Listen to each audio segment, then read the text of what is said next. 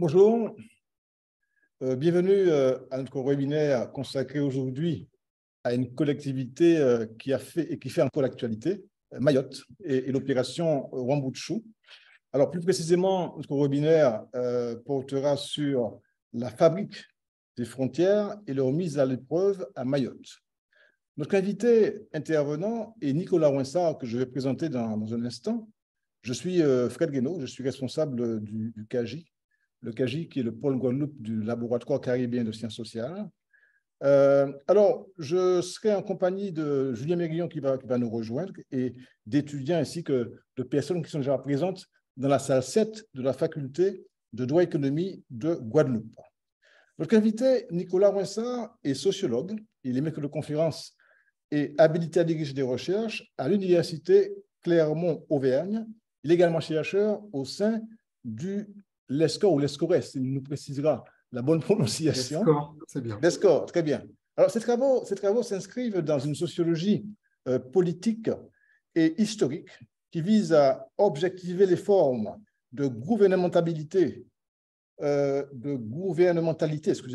du centre, donc de l'État principalement, j'imagine, vis-à-vis des marges ultramarines et les effets de cette gouvernance sur la matérialité de ces sociétés. Alors, vous aurez compris que ces travaux nous intéressent particulièrement. Ils ne se limitent pas à Mayotte, mais concernent plus largement, je crois, le fait départemental, une analyse qui d'après ma vision des choses, ma perception, l'analyse de Nicolas Rouinsard, elle nous renvoie à une totalité, le fait départemental comme totalité, à l'instar de ce qu'a fait Ballandier sur la situation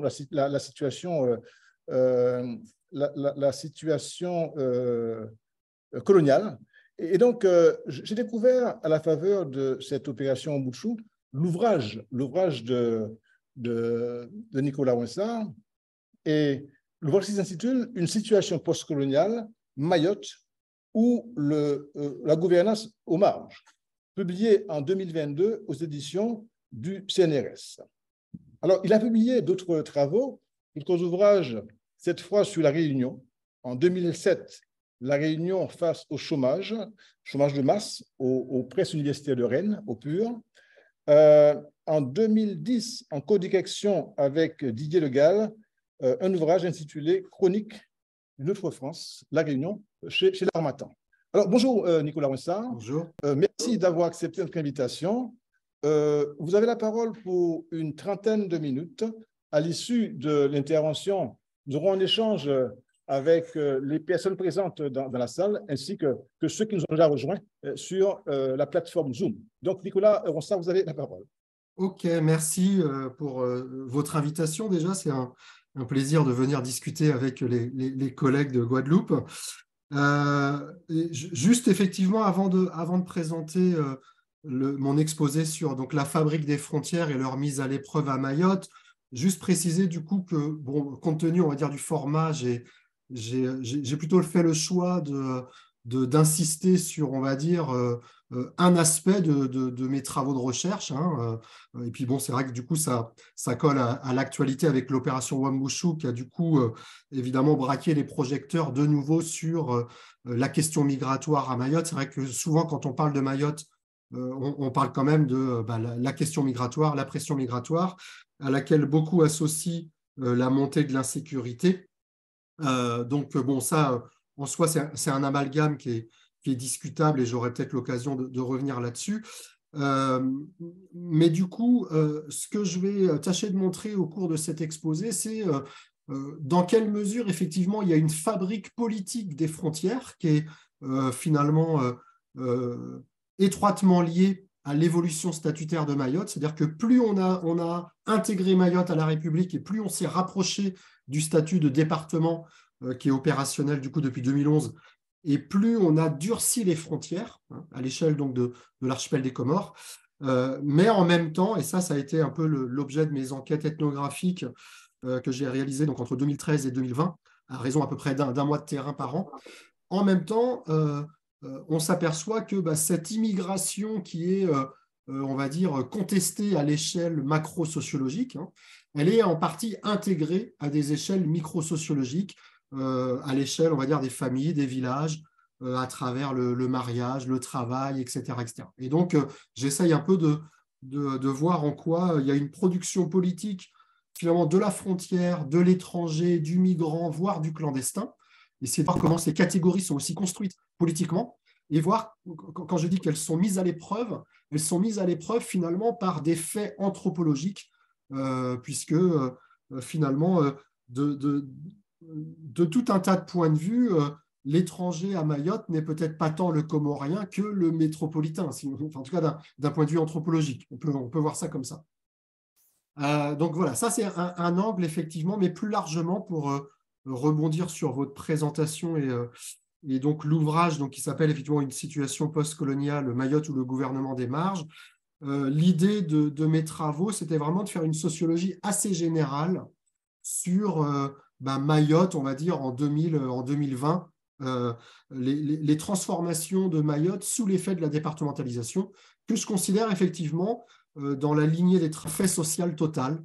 Et on va dire la thèse forte que je soutiens dans mes travaux, c'est que finalement, la départementalisation, elle est plus coercitive que n'a été la colonisation en termes de transformation politique, sociale, économique, etc. C'est vraiment, on va dire, un événement qui va transformer la société de fond en comble. Donc là, je vais plutôt effectivement aborder cette transformation sous l'angle de la production politique des frontières. Donc Mayotte est la seule des 4 îles de l'archipel des Comores à avoir refusé l'indépendance en 1974. Et donc, elle est devenue en 2011 le 101e département français et le 5e département d'outre-mer. Du coup, il y a une double frontière politique et économique qui s'érige entre le nouveau département français et ses îles sœurs, donc la Grande Comore, Anjouan et Mohéli, tandis que les frontières géographiques sont beaucoup plus poreuses. En 2017, au dernier recensement de la population, c'est quasiment un habitant sur deux, 48% de la population, qui est étrangère et environ 12% en situation irrégulière, dans la mesure où les mineurs ne peuvent pas être considérés comme en situation irrégulière. Les efforts démultipliés de l'État pour enrayer la pression migratoire ont assez peu d'effet et la population mahoraise n'hésite pas à exprimer dans la rue ou dans les urnes son exaspération à l'endroit des Comoriens et plus particulièrement de ceux assimilés comme clandestins. Donc, l'opération Wambushu qui est menée en ce moment, qui a un triple objectif, détruire des bidonvilles, expulser environ 10 000 étrangers, en sachant qu'on en expulse à peu près 25 000 par an. Donc là, il y a une opération un peu coup de poing où on veut en expulser 10 000 en l'espace de 2 mois à peu près. Et puis le troisième objectif, c'est démanteler les 40 à 60 bandes criminelles que compte Mayotte, selon les dires du ministre de l'Intérieur et des Outre-mer, Gérald Darmanin. Et donc l'opération Wambushu, elle est quand même globalement plébiscitée par la population parce qu'il y a effectivement un ras-le-bol vis-à-vis de l'immigration à laquelle on associe la montée de l'insécurité. Donc c'est vrai que quand on regarde un petit peu la situation de l'extérieur, on pourrait se dire que la population mahoraise est vent debout contre l'immigration. Or, quand on regarde un petit peu ce qui se passe à des échelles plus micro-sociologiques, à l'échelle des familles, à l'échelle des villages, à l'échelle des mosquées, des écoles coraniques, etc., on voit que les relations sociales entre citoyens français et étrangers comoriens sont beaucoup plus complexes qu'il n'y paraît. Et donc, si le citoyen comorien est très souvent renvoyé à son altérité du point de vue de la nationalité, il redevient en partie un semblable du point de vue familial, culturel et religieux. On observe différentes formes de relations, ou ce que j'ai appelé finalement des alliances objectives entre Mahorais et Comoriens, qui révèlent en filigrane toute la complexité historique et contemporaine des frontières dans cet espace archipélagique qui s'est façonné par la circulation et les mariages inter-îles de ses habitants. Voilà. Donc, mon exposé va comprendre 3 temps. Je vais rappeler dans un premier temps quelques dates sur finalement l'évolution statutaire de Mayotte, de son statut de colonie jusqu'à son statut de département, ce qui me permettra de montrer en même temps les politiques de durcissement des frontières, hein, comme je l'ai dit tout à l'heure, au fur et à mesure où on a intégré Mayotte à la République, on a aussi durci les frontières. Donc il s'agit finalement de couper Mayotte de son environnement régional. Je décrirai dans un second temps la manière dont cette production politique des frontières, elle est au cœur des conflits sociaux à Mayotte, et c'est un peu l'originalité de la conflictualité sociale à Mayotte comparée à celle qu'on a observée dans les 4 DOM historiques. C'est que c'est quand même, on ne reproche pas tant à l'État de ne pas en faire assez pour faire de Mayotte un département comme les autres, mais on reproche un peu à l'immigré comorien d'être responsable de tous les maux de la société locale et finalement d'empêcher le développement de Mayotte. Alors que quand on regarde finalement la dépense par habitant, les droits sociaux, etc., on retrouve tout à fait la signature de l'État outre-mer qui, alors ça a été très bien montré, notamment dans les travaux de Jacques Dumont aux Antilles, etc., où il y a toujours un peu une égalité de principe et une inégalité de fait, hein, avec la départementalisation outre-mer. Bon, il y a eu la loi sur l'égalité réelle outre-mer votée en 2016, où on voit bien qu'il a fallu attendre finalement 70 ans pour encore essayer d'obtenir l'égalité réelle au niveau des Outre-mer. Et puis, dans un troisième temps, je montrerai combien cette immigration tant décriée est en partie intégrée selon des logiques tout à la fois culturelles, économiques, matrimoniales et démographiques. Et donc, en décrivant successivement les effets politiques de l'assimilation en termes de production de frontières, hein, politiques, sociales, juridiques, et les opportunités que rencontrent les étrangers pour s'insérer dans le tissu social, je ferai apparaître toute l'ambivalence de la société mahoraise, qui est partagée entre une identité politique française et une identité géoculturelle qui est plutôt archipélique et comorienne. Donc le premier point sur l'intégration politique de Mayotte et le durcissement des frontières, donc juste quelques dates, hein. Donc Mayotte a été colonisée en 1841, on va dire décolonisée entre guillemets en 1946, hein, avec la région. Les 3 autres îles comoriennes ont été colonisées un peu plus tard, on va dire à la fin du 19e siècle, et donc l'ensemble est devenu une dépendance de la colonie de Madagascar à partir de 1912. Donc il y a une espèce d'entité politique qui va être créé à la faveur de la puissance coloniale et qui va demeurer en 1946, où en gros les Comores deviennent un territoire d'outre-mer, un TOM. Donc voilà, ça crée une espèce d'entité politique à l'échelle des Comores.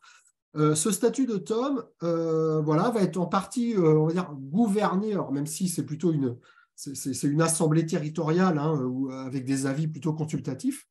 Mais donc, il va quand même être gouverné par une assemblée territoriale composée de 24 conseillers généraux. Et Mayotte ne dispose que de 4 conseillers, puisqu'elle est finalement assez peu peuplée, on va dire démographiquement parlant. Et donc, Mayotte va rapidement se retrouver dans une position dominée, hein, dans ce nouveau territoire autonome. En 1958, va être voté justement le transfert du chef-lieu du territoire donc, de Dzaoudzi, hein, qui se situe sur Petite Terre à Mayotte, vers Moroni en Grande Comore. Et c'est un peu le début du mouvement séparatiste mahorais, puisque finalement les élites mahoraises vont rapidement sentir le vent tourner, c'est-à-dire que le nouveau pôle à la fois administratif et économique se déplace littéralement de Mayotte vers la Grande Comore, avec, on va dire, les emplois, la petite manne financière de l'administration, on va dire, post-coloniale. Et c'est justement à partir de ce moment-là que les élites mahoraises vont entrer en politique, avec notamment la naissance du MPM, le premier parti politique mahorais, hein, le mouvement populaire mahorais. Et donc, très rapidement, dès 1958, va être portée la demande de départementalisation, avec cette idée, et ça c'est quand même très très important, avec cette idée que quand les Mahorais demandent la départementalisation, alors d'abord quand je dis les Mahorais, ce sont essentiellement les élites, et notamment des élites créoles catholiques, donc qui ne sont pas musulmanes, et c'est vrai que la population va suivre effectivement la parole, on va dire justement, de ces sages, de ces élites, sans véritablement comprendre les tenants, les aboutissants de ce que ça veut dire être département, en termes justement d'assimilation. Mais la demande de départementalisation, c'est d'abord une manière de se protéger de l'emprise comorienne. Hein. C'est ce que j'ai appelé dans mon ouvrage une colonisation contre une autre. C'est-à-dire qu'on a préféré finalement rester sous le joug de la puissance française et de l'ancienne puissance impériale française, plutôt que d'être sous le joug finalement de la Grande Comore et d'Anjouan, où historiquement, les familles dominantes, on va dire de lignée arabo-persane, se situent à Anjouan et en Grande Comore. Alors que Mohéli et Mayotte sont plutôt, on va dire, des sociétés paysannes, un peu plus pauvres, etc. Donc il y a aussi une domination historique d'Anjouan et de la Grande Comore sur Mayotte et Mohéli. Et donc, quelque part, cette volonté de départementalisation, et ça c'est vraiment très très important à avoir à l'esprit, en fait, ce oui à la France, il a toujours exprimé d'abord et avant tout un non aux Comores. Mais jamais n'a été posé la question de qu'est-ce que ça veut dire être département, qu'est-ce que ça veut dire être fondu dans le droit commun, etc., etc., pour une société, je le rappelle, qui est bantou islamique. 95% de la population à Mayotte est musulmane. Voilà, donc il y avait la justice cadiale, la polygamie, le statut personnel de droit local, etc., etc. Donc vous comprenez peut-être un peu plus pourquoi je dis que la départementalisation est un fait social total par rapport à l'organisation sociale coutumière de Mayotte.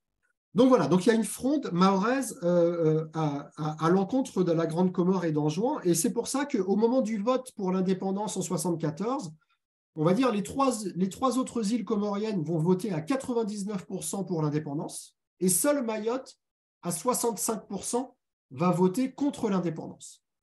Et donc, c'est là où il y a un différend diplomatique qui va naître, puisque il y a une règle inscrite dans la charte de décolonisation de 1960 qui s'appelle la règle de l'intangibilité des frontières, où en gros,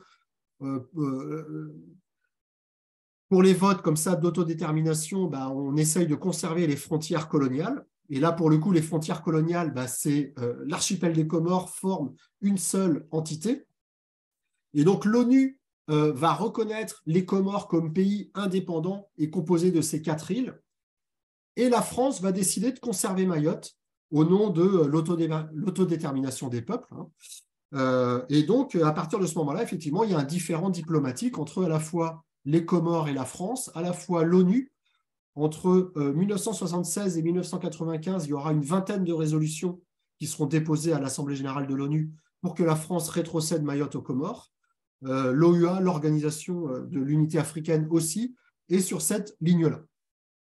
Donc, on peut dire que la naissance de la frontière politique qui sépare les Comores de Mayotte, elle naît en 1975, au moment où l'Union des Comores devient un pays indépendant et la France décide de conserver Mayotte dans son giron. Et on donne à Mayotte un statut qui n'existe pas véritablement ailleurs, qui est celui de collectivité territoriale de la République française. C'est même à mi-chemin entre le statut de Thom et la colonie. Il y a une espèce de régression juridique. Donc c'est un statut qui devait durer 3 ans, qui va finalement durer 25 ans, jusqu'en 2001. Et ça traduit tout à fait la position quand même quelque peu embarrassée de la France vis-à-vis du dossier comorien, comme on l'appelle à l'époque, puisque Valéry Giscard d'Estaing n'était pas véritablement convaincu de conserver Mayotte, François Mitterrand encore moins, et pendant longtemps, il y a eu un statu quo statutaire comme ça qui témoigne de la position quelque peu embarrassée de la France vis-à-vis de ce dossier et même vis-à-vis aussi, on va dire, des autres pays africains qui viennent d'obtenir leur indépendance. Voilà, on sort de la guerre d'Algérie, de la guerre d'Indochine, des guerres de décolonisation. Donc voilà, la situation de la France, elle est pas forcément très simple. Bon, toujours est-il que pendant 20 ans, cette frontière n'existe pas véritablement puisque la circulation entre les 4 îles continue. Il y a un premier visa qui est mis en place en 1976, mais il n'y a pas de contrôle, il n'est pas contraignant du tout. Il est supprimé à l'arrivée de la gauche au pouvoir en 1981. On remet un visa de circulation en 1986, mais encore une fois, il n'est pas contraignant, on peut l'obtenir facilement, il n'y a pas de contrôle, etc., etc. Et c'est vraiment à partir c'est en 1995 quand il y a l'instauration de ce qu'on appelle le visa baladure. On est un peu dans les lois Pasqua aussi, hein, c'est les lois Pasqua en métropole, où il y a un tour de vis dans les politiques migratoires, et donc les élus mahorais ont obtenu l'obtention d'un visa, voilà, en sachant qu'à l'époque, la question migratoire, elle n'est vraiment pas très, très importante, hein. En 1990, 15% de la population à Mayotte est étrangère. Okay. Aujourd'hui, c'est la moitié. Donc, vous voyez que dans les années 90, on n'est pas du tout avec la même pression migratoire qu'aujourd'hui. Mais déjà à l'époque, il y a un peu ce discours des élus que tout ce qui va mal à Mayotte, c'est à cause des immigrés, donc il faut fermer les frontières extérieures. Donc le visa baladure, c'est vraiment la première mesure de durcissement des frontières, puisqu'il est quasiment impossible à obtenir en dehors d'un motif sanitaire. Et donc c'est à partir de ce moment-là que les Comoriens vont venir en kwassa-kwassa, qui sont ces petites barques de pêcheurs, des journaux, parce qu'il y a nombre de naufrages et d'ailleurs on est incapable de chiffrer le nombre de personnes qui sont décédées, hein. La dernière mesure date d'un rapport du Sénat de 2012, donc vous voyez, ça fait déjà 13 ans qu'on n'a pas eu d'autres estimations. On était à peu près à 10 000 morts depuis 1995, donc on peut largement estimer qu'on est à plus de 20 000 aujourd'hui. Donc voilà, c'est vraiment le plus grand cimetière marin dans l'océan Indien. Compte tenu donc de l'impossibilité d'obtenir un visa. Et le troisième temps de cette fabrique et de ce durcissement des frontières, c'est à partir de 2005, où là, on est pareil, hein, encore une fois, c'est la même chose en métropole, hein, c'est on va dire le volet un petit peu de politique migratoire répressive avec une politique du chiffre, hein, donc c'est Nicolas Sarkozy, ministre de l'Intérieur déjà, et puis ensuite président de la République, avec notamment le ministère de l'immigration, je ne sais plus comment il s'appelait exactement, mais avec une politique du chiffre, avec Éric Besson et Hortefeux qui ont été successivement ces ministres. Et donc, à Mayotte, on a battu tous les records. En l'espace de 6 ans, entre 2004 et 2010, on est passé de 6 000 expulsions par an à 24 000 expulsions. Okay, donc voilà, donc Mayotte, pareil, tenait tous les records en termes d'expulsion. Ça a continué dans les années 2010, ça a un petit peu diminué avec les années François Hollande, ça a repris à la fin des années 2010, début des années 2020. Là, il y a actuellement, on est à peu près à 25 000 reconduites à la frontière. Pareil, on est à peu près à 26 000 personnes, plus de 26 000 personnes qui transitent tous les ans au centre de rétention administrative. Alors, pour vous donner un ordre d'idée, c'est plus que tous les CRA de France métropolitaine réunis. Okay, Mayotte est 1500 fois plus petit que la France métropolitaine et il y a quasiment autant de personnes qui transitent au centre de rétention administrative de Mayotte. Donc oui, c'est vraiment une production quasiment industrielle comme ça de l'expulsion des étrangers. Alors, parallèlement à ces mesures, il y a aussi des mesures dérogatoires en termes de droit des étrangers ou de droit de la nationalité. Par exemple, les obligations de quitter le territoire, hein, les OQTF, sont souvent exécutées le jour même de l'interpellation sans que les intéressés n'aient le temps de recourir au juge des référés, hein, comme le garantit l'article 13 de la Convention européenne de sauvegarde donc, des droits de l'homme. Pareil, d'autres pratiques consistent à expulser des mineurs qui vont être arbitrairement rattachés à un adulte sans lien de parenté. L'idée, c'est de faire du chiffre et de faire vite. Ou alors, on va octroyer la majorité à un mineur sans pouvoir véritablement le prouver, mais ça va être pour pouvoir expulser un mineur en sachant qu'en droit, on ne peut pas expulser un mineur s'il n'est pas rattaché à son tuteur légal, lui-même en situation irrégulière. Okay, donc voilà, différentes pratiques comme ça. Pareil, hein, les demandes de titres de séjour vont être entravées par des logiques d'obstruction administrative au niveau de la préfecture. Voilà, allongement des procédures, dossiers perdus, convocations non honorées, etc. C'est vraiment une politique du guichet qui consiste à rendre très, très compliqué finalement la demande de titre de séjour. Donc c'est en ce sens, et là c'est très, très bien documenté par la CIMAD notamment, hein, ou le GISTI, c'est aussi en ce sens qu'il y a à la fois il y a aussi une production de la clandestinité dans la mesure où des gens pourraient peut-être obtenir un titre de séjour parce que les enfants sont scolarisés, parce qu'il y a des liens familiaux avérés, ça fait 5 ans, 6 ans, 7 ans qu'on est là, on a donné naissance à un enfant français, parce qu'il y a beaucoup d'unions mixtes, etc. Je vais y revenir tout à l'heure. Mais les demandes de titre de séjour sont effectivement entravées, donc ça produit aussi de la clandestinité. Ça la rallonge. Ça rallonge le temps de la clandestinité.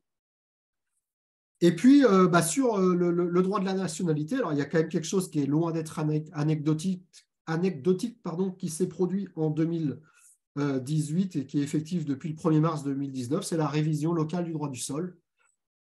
Pour qu'un enfant né de parents étrangers puisse obtenir donc la nationalité à l'âge adulte, il faut qu'au moins un de ses parents puisse prouver qu'il était en situation au moins 3 mois avant la naissance. Donc c'est un droit donc, restrictif et rétroactif.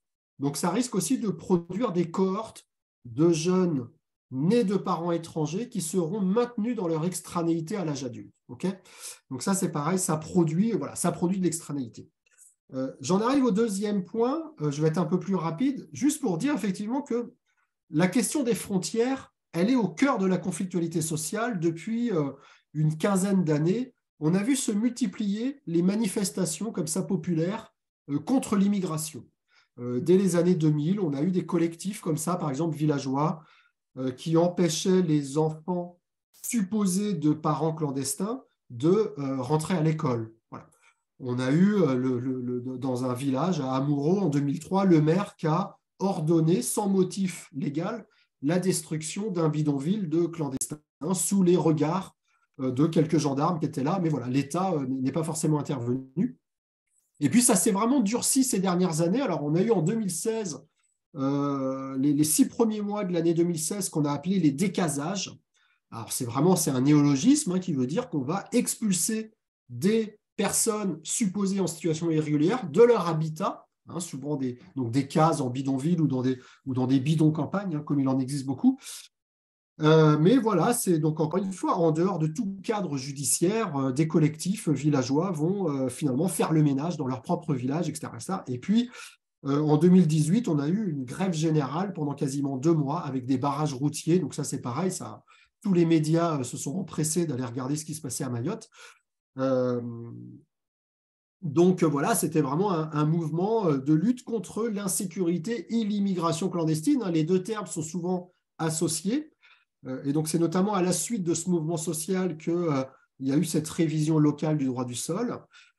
Et puis on peut dire que l'opération Wambushu, qui est conduite depuis le 24 avril dernier, s'inscrit dans cette continuité où il y a quelque part un espèce de dialogue entre la population avec des mouvements sociaux un peu spontanés qui peuvent comme ça prendre de l'ampleur, et puis des réponses étatiques par moment. Et la réponse quelque part on va dire du couple Macron-Darmanin, c'est aussi une réponse à la montée du Rassemblement national à Mayotte. Alors, il y a 3 chiffres qui parlent d'eux-mêmes. C'est le vote pour Marine Le Pen au premier tour de la présidentielle. Alors, c'était 2,7% au premier tour de 2012, 27% au premier tour de 2017 et 42% au premier tour de 2022. OK ? Donc, si vous trouvez un autre département français où on est passé comme ça de 2 à 42% en 10 ans, vous me le dites, même si ça a augmenté dans pas mal de départements, et dans les Outre-mer d'ailleurs dans l'ensemble, ce qui est aussi une espèce de rupture historique. Ça, on aura peut-être l'occasion d'en parler. Mais donc, à Mayotte, ça montre bien que la question migratoire, elle sature le débat public. Voilà. Donc, quelque part, l'opération Wambushu, c'est aussi un peu pour reprendre la main sur ces questions-là. Voilà. Et donc, je terminerai dans le 3e point pour montrer dans quelle mesure les étrangers qui sont effectivement, si on regarde comme ça ce qui se passe à travers le prisme des médias, on peut effectivement se dire, on est au bord de la guerre civile, les Mahorais sont vent debout contre les Comoriens, etc., et même le discours public, quelque part, occulte complètement aussi l'histoire même de ces sociétés où finalement l'étranger étranger qu'on a fabriqué et qu'on chasse, c'est aussi le voisin, c'est peut-être le cousin, c'est peut-être le frère, c'est l'oncle, etc.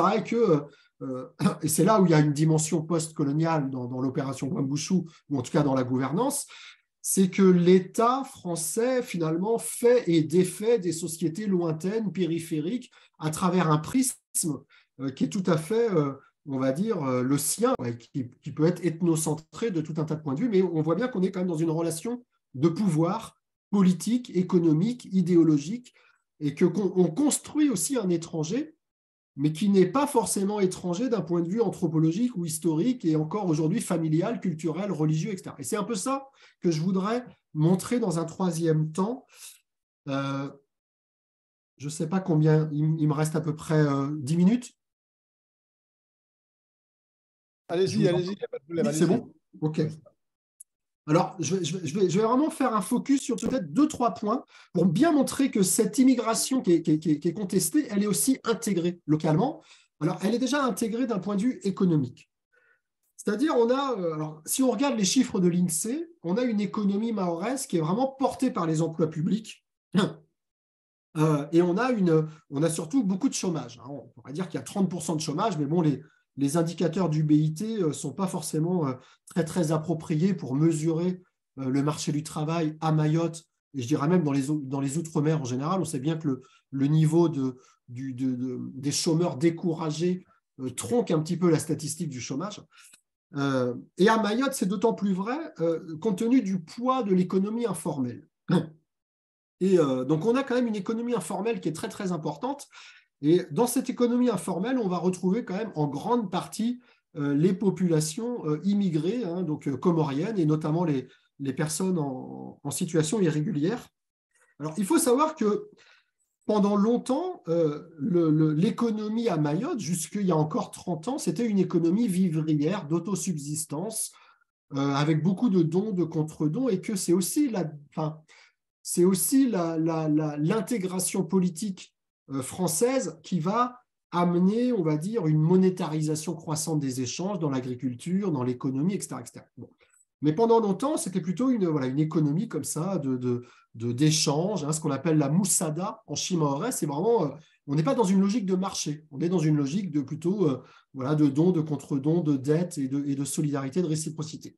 Donc pendant longtemps, les étrangers, parce que quand je dis que les sociétés comoriennes ont été façonnées par la circulation de ces habitants, la circulation, elle s'est toujours faite pour des raisons économiques. Et je dirais même l'État français qui aujourd'hui expulse les Comoriens, pendant longtemps, il les a fait venir pour travailler dans les plantations. C'est-à-dire que quand on a développé l'économie de plantation au 19e à Mayotte, on avait une pénurie de main-d'œuvre. Voilà. Parce que Mayotte était très peu peuplée. Donc, on a fait venir des Anjouanais, on a fait venir des Grands Comoriens, on a fait venir des Malgaches, etc., pour venir travailler dans les plantations. Donc, l'Empire a participé du brassage des populations.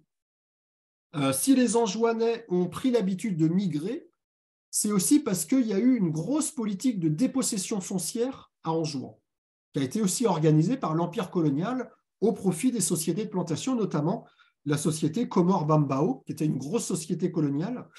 Et donc, on a aussi finalement dépossédé les autochtones de leurs terres.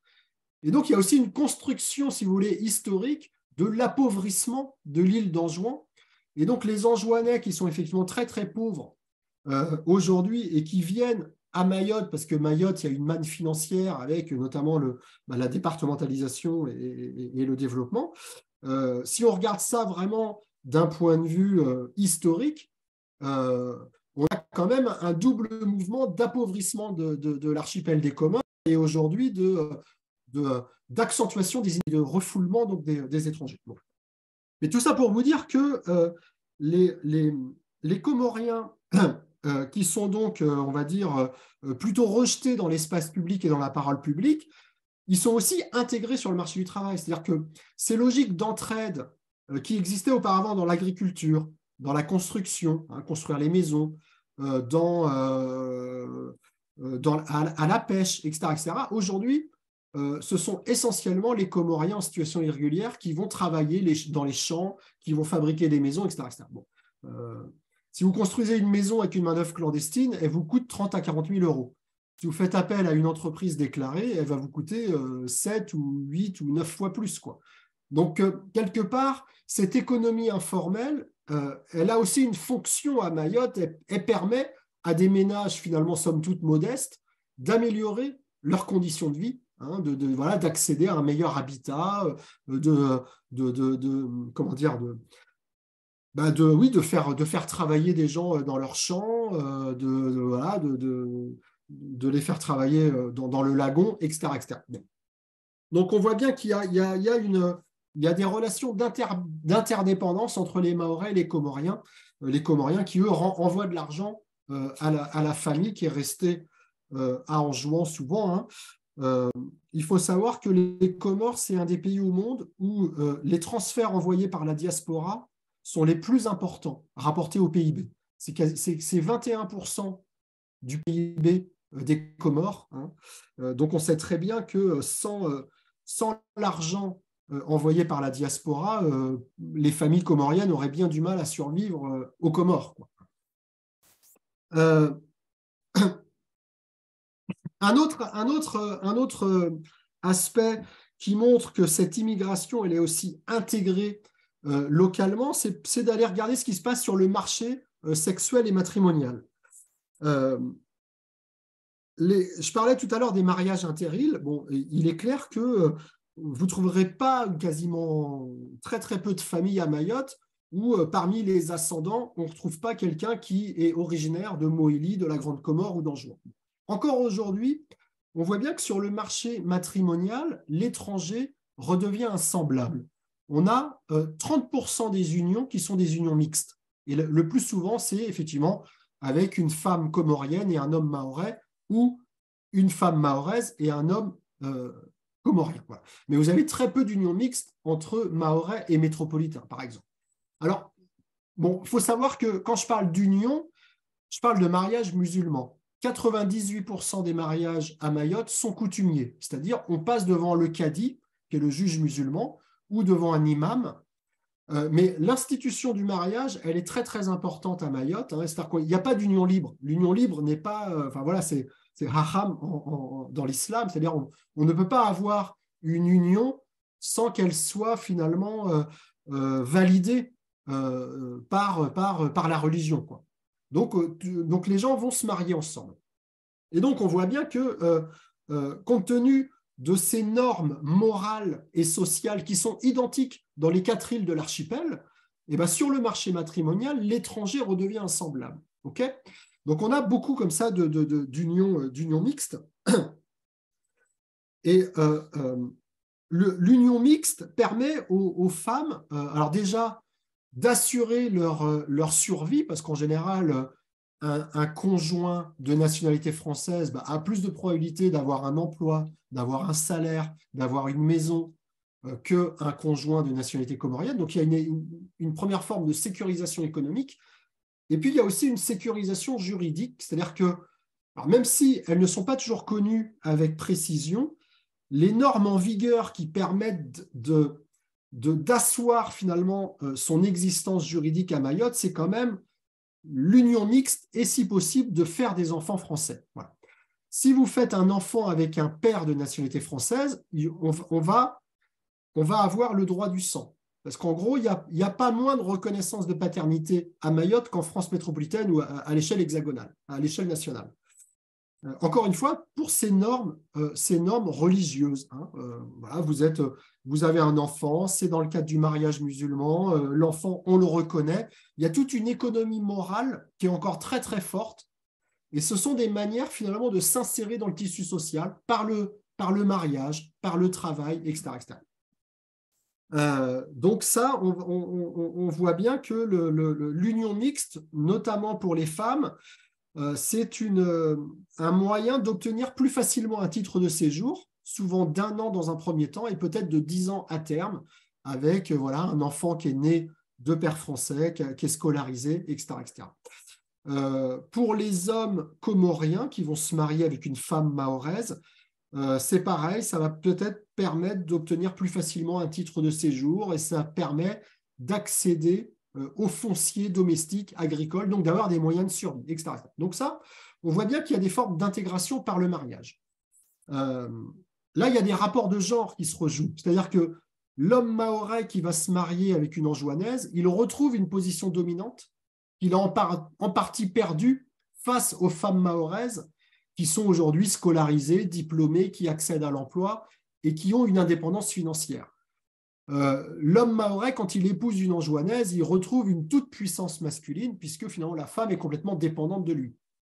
Qui plus est, à Mayotte, il y a la règle de la matrilocalité. Donc, si vous épousez une femme mahoraise, vous allez résider dans son village.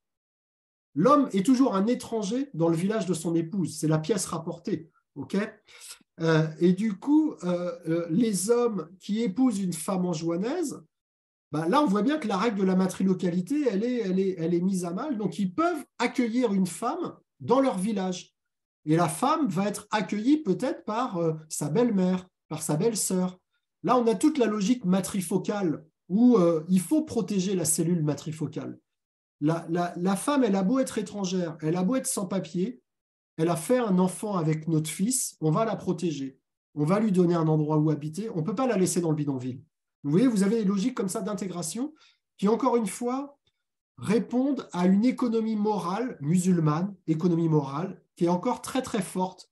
Et c'est pour ça qu'il faut multiplier les scènes sociales. C'est-à-dire qu'on peut avoir des mêmes personnes qui vont être sur des barrages routiers à contester l'immigration clandestine, mais qui, dans leur famille, vont intégrer une femme clandestine parce que ça répond à des régimes d'obligation et de réciprocité. Okay, donc voilà, ça, c'est des choses comme ça qu'on observe, alors évidemment, dont on ne parle jamais dans les médias, pour montrer que la situation elle est quand même beaucoup plus complexe que ce que ça paraît.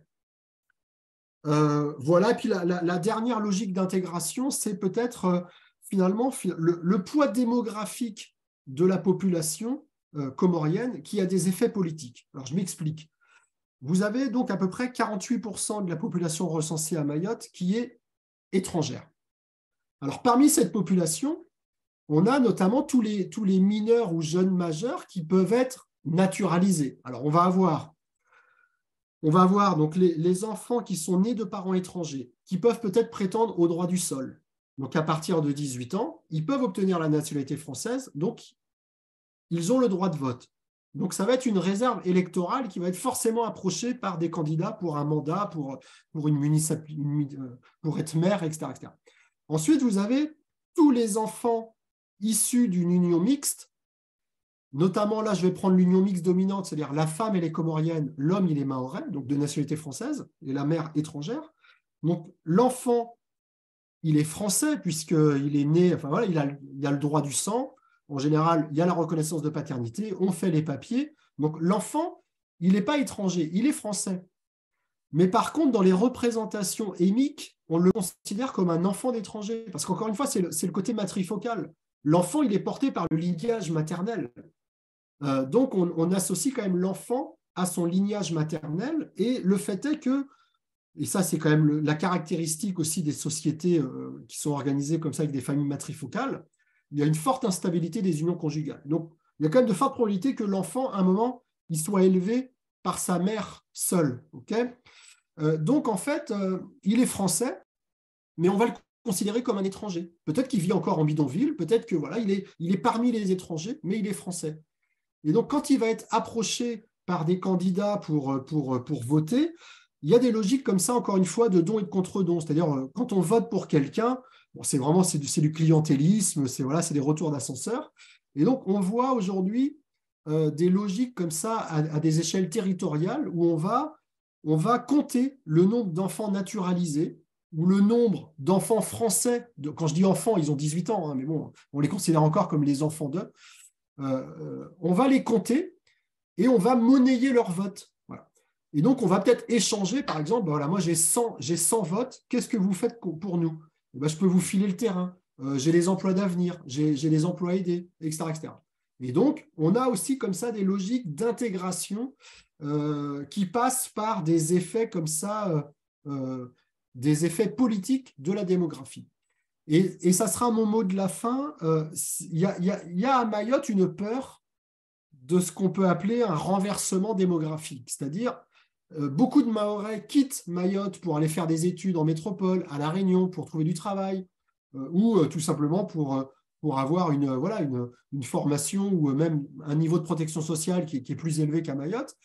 Et d'un autre côté, il y a beaucoup de Comoriens qui viennent. Et il y a un peu cette idée à Mayotte qu'on est en train de se faire déposséder et que finalement les Comores sont en train de récupérer Mayotte par la démographie, là où le combat diplomatique avec la France, il est perdu d'avance. Voilà.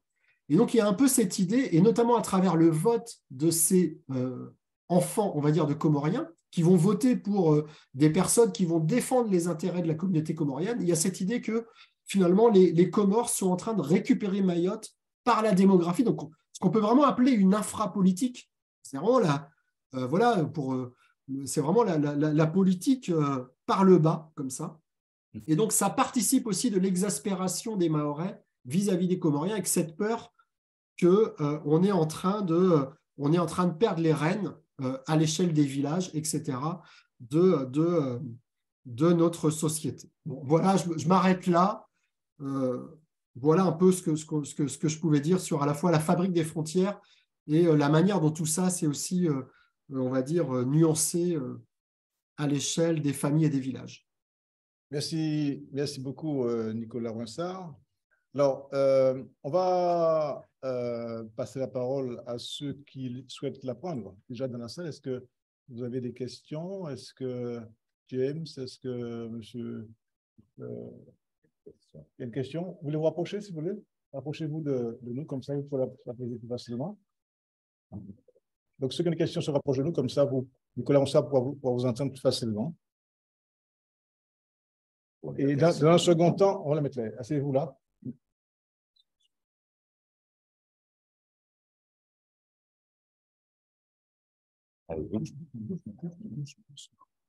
Allez, posez votre question. Alors, au regard de tout ce qui a été dit, j'avais l'impression de revivre la situation qu'on a connue dans les années 92 avec vis-à-vis de la population de la Dominique en Guadeloupe. Et aujourd'hui, la question qui me vient automatiquement, c'est de savoir est-ce qu'on peut faire une similitude entre ces deux départements, entre Guadeloupe et Mayotte. Concernant le rapport aux étrangers, c'est ça? Parfaitement. Okay. Alors, est-ce que vous prenez plusieurs questions, Nicolas, ou bien est-ce qu'on répond à chaque question? Oui, je peux en prendre deux, trois, ouais. Oui, James, question? Non? Je peux en avoir une. Oui. Oui, bonjour, monsieur Rouinsard. Dans une démarche un peu comparatiste entre notre département et celui de Mayotte, j'avais une question sur votre mot de la fin. Vous parliez des départs de la jeunesse mahoraise vers l'Hexagone et vers l'étranger. Quelle est la part de cette jeunesse qui revient ensuite vers Mayotte et qui va occuper des postes sur place? Voilà, merci. Très bien. On va peut-être répondre à ces questions. Alors, oui. Bon, Oui. Alors, pour la première question, alors, même si je n'ai pas forcément une connaissance très fine de l'événement, c'est 2012, vous avez dit, par rapport à l'île de Dominique? 1992.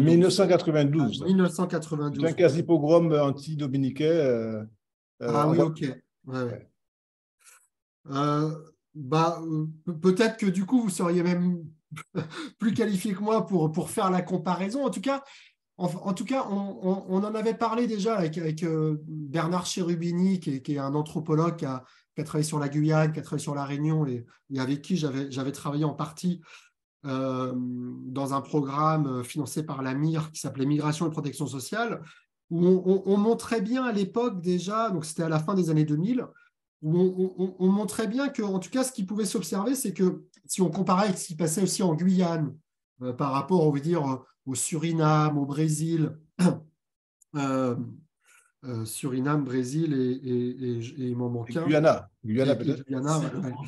Ou aussi finalement aux Antilles par rapport à Haïti et donc la Dominique, c'est qu'effectivement, on peut mettre en parallèle à la fois le devenir des départements d'outre-mer ou le fait que La gouvernance qui a été finalement mise en œuvre, on va dire de 1946 jusqu'à aujourd'hui, elle a quand même produit des effets relativement similaires. C'est-à-dire, on a des sociétés qui sont quand même fragmentées, avec un niveau de chômage qui est élevé depuis, on va dire, des années, avec une jeunesse, voilà, une partie de la jeunesse qui peut, comment dire, avoir du mal à trouver, on va dire, sa place, en tout cas dans la société salariale, etc. Et donc, on a des sociétés qui sont divisées. Et donc, ça a toujours été quelque part aussi une source de la conflictualité sociale. Bon, il y a eu la vie chère récemment et le mouvement contre la profitation de 2009, mais qui a dit beaucoup de choses, mais quelque part, c'était quand même aussi symptomatique d'un modèle de développement et de certaines formes d'inertie aussi dans la distribution peut-être socio-raciale. Alors, plus fort en Martinique avec les béquets qui étaient quand même en partie visés par le mouvement contre la profitation. Mais en tout cas, il y a effectivement ce côté où, à partir du moment où on a des problématiques sociales qui sont assez fortes, à travers le chômage, la pauvreté, etc., eh ben, la figure de l'étranger, elle est vite exacerbée comme un bouc émissaire où c'est finalement à cause de l'étranger que on n'arrive pas je sais pas, à avoir du travail, à avoir du logement social, etc. À La Réunion, par exemple, aujourd'hui, la figure qui est devenue bouc émissaire à La Réunion, ce sont les Mahorais. Et pourtant, du coup, ce sont des Français. Mais on reproche aux Mahorais de venir là pour les aides sociales. Alors, des fois, avec cette idée qu'il y a une enveloppe, par exemple, de RSA pour La Réunion et que l'enveloppe va être partagée en nombre de bénéficiaires. Alors que, bon, évidemment, c'est un droit qui n'est pas fonction de la démographie. Par contre, sur la question du logement social, voilà, il y a des quartiers mahorais et les Réunionnais ne veulent plus aller dans ces quartiers-là. Et donc, voilà, il y a un peu cette idée que la situation sociale, elle est un peu due à une pression migratoire, etc. Donc, effectivement, on peut peut-être, alors après, vous pourrez rebondir là-dessus, mais en tout cas, il y a quand même un peu cette idée, en tout cas, moi, ce que j'observe à la fois à Mayotte et à La Réunion, c'est que c'est souvent quand même le dernier arrivé dans un contexte déjà social dégradé qui va être largement vilipendé. Pour la deuxième question, alors déjà, par rapport à la démographie et à la migration de la jeunesse, alors il y a l'enquête migration, famille, vieillissement qui a été conduite dans les 4 DOM avec Claude Valentin-Marie, que vous devez connaître, et Didier Breton, notamment, qui a aussi été menée à Mayotte en 2015-2016. Alors là, les chiffres sont éloquents. C'est 45% des 18-24 ans natifs de Mayotte qui vivaient hors du département. Vous voyez, quand vous êtes entre 18 et 24 ans, c'est un jeune sur 2 qui vit hors du département. Alors, ce n'est pas compliqué, hein. Ce jeune sur 2, c'est le bachelier. Parce qu'en gros, dans ces années-là, on est à peu près à, si ma mémoire est bonne, on est à peu près là en ce moment à 60% à peu près d'une classe d'âge qui a le niveau bac, ou 50, il faudra que je vérifie, je ne sais plus trop. Mais vous avez vraiment une jeunesse qui reste, et moi c'est un peu la jeunesse sur laquelle j'ai travaillé à Mayotte. Alors c'est pas du tout là-dessus que j'ai prévu de parler aujourd'hui, mais sur la délinquance juvénile, hein. J'ai fait toute une partie de mes enquêtes porte sur la délinquance juvénile, donc c'est vraiment typiquement cette jeunesse déscolarisée à 15-16 ans, qui est au chômage, voilà, la mission locale, elle n'a pas les moyens pour toute cette jeunesse-là, etc. Donc, qui va vivoter, qui va être à la rue, qui va être dans des formes comme ça de socialisation horizontale, avec de la délinquance de survie, d'appropriation, d'oisiveté, et j'en passe. Bon. Donc, les jeunes qui partent, alors moi, j'en côtoie, par exemple, à Clermont-Ferrand. Déjà, il y en a beaucoup à l'université. En l'espace de 10 ans, on les a vus parce que entre 2002 et 2012, par exemple, on est passé de 10% d'une classe d'âge qui avait le bac à 50%. Vous voyez bien, en l'espace de 10 ans, on a cette production de bacheliers. Et donc, à Clermont-Ferrand, par exemple, les Mahorais et les Mahoraises, ils sont de plus en plus nombreux à l'université. Alors qu'il y a moi, ça fait 14 ans que je suis à Clermont. Au tout début, je ne les voyais pas, quoi. Et là, ils sont de plus en plus nombreux. Et j'ai aussi été en contact avec la mission locale de Clermont, qui du coup voit arriver les Mahorais en mission locale, ou avec le Greta pour de la remise à niveau en français, ou des structures d'insertion. Et donc, pour répondre à la question, alors même si on n'a pas de chiffres, hein, donc ça, on ne peut pas mesurer précisément quelle part revient et qu'est-ce qu'ils font. Quoique dans l'enquête migration, famille et vieillissement, il y a quand même quelques données. Mais on a effectivement une part des Mahorais qui vont revenir, mais ça suppose quand même d'avoir obtenu des diplômes pour pouvoir, on va dire, se faire une place sur le marché du travail à Mayotte, et notamment, ça va être soit dans les collectivités locales, donc les mairies ou le conseil départemental, soit on a quand même toute une nouvelle génération de Mahorais, de Mahoraises qui sont dans l'entrepreneuriat, qui ont fait des BTS dans le commerce, etc., et qui vont monter des boutiques de commerce, etc. Voilà, ça se développe. Mais on a aussi beaucoup de Mahorais, de Mahoraises qui sont tout à fait conscients que le marché du travail, il est très, très tendu à Mayotte et qui vont plutôt essayer de faire leur vie en métropole. Et quelque chose qu'on observe, alors notamment chez les jeunes filles, c'est aussi une forme d'émancipation féminine. C'est-à-dire qu'une fois qu'on est en métropole, on n'est plus sous le contrôle social villageois, parce qu'encore une fois, il faut bien avoir à l'esprit, Mayotte, c'est une île de 375 km², donc ça fait à peu près 10 sur 35, où il y a quand même un contrôle social très important, et notamment vis-à-vis des jeunes filles. On est encore une fois, avec l'éthos musulman, de la bonne conduite, si possible de conserver la virginité jusqu'au mariage, etc., etc. Et donc, il y a quand même des jeunes filles qui, une fois qu'elles sont en métropole, sont dans des processus comme ça d'émancipation féminine et qui n'ont pas forcément envie de revenir à Mayotte. Voilà. Donc voilà, ça peut être d'autres choses qui entrent en compte que la seule question du marché du travail. Très bien. Alors, y a-t-il des questions parmi les présents du Zoom? Alors, j'ai quelques questions, moi aussi, de mon côté. Alors, s'il y a des personnes qui souhaitent poser des questions, qui lèvent la main éventuellement. Une question, il faut faire le tour.